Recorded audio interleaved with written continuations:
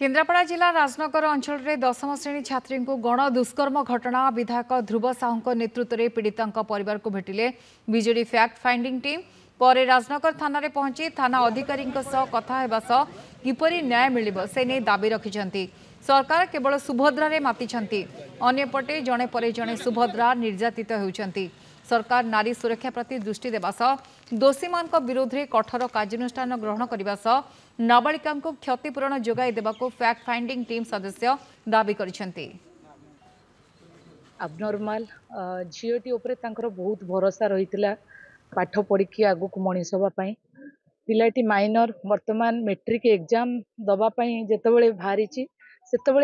एक निंदनीय घटना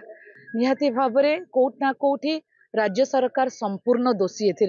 एठी आमे गोटे जिनस दाबी कलु कि जेतेबेले आम तांगा बापा को देखिलु बापा तो बहुत कांदुथिले से न्याय मागुचंती आमे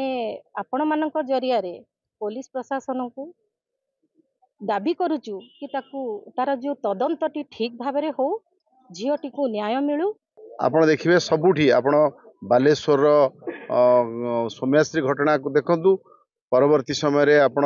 बलंगा घटना देखंतु तापरे पट्टामुंडी गत सप्ताह पट्टामुंडी गोटे घटना घटला देखिए सबु घटना रे आपण देखिए अपराधी माने गोटे आतंक सृष्टि कर चली आ डरू ना पुलिस महानिर्देशक पाखे निवेदन रखी मु दाबी रखी ये घटनार उपयुक्त तदंत हो जे अपराधी ता विरुद्ध रे दृष्टांतमूलक कार्यानुष्ठान ग्रहण करा जाऊ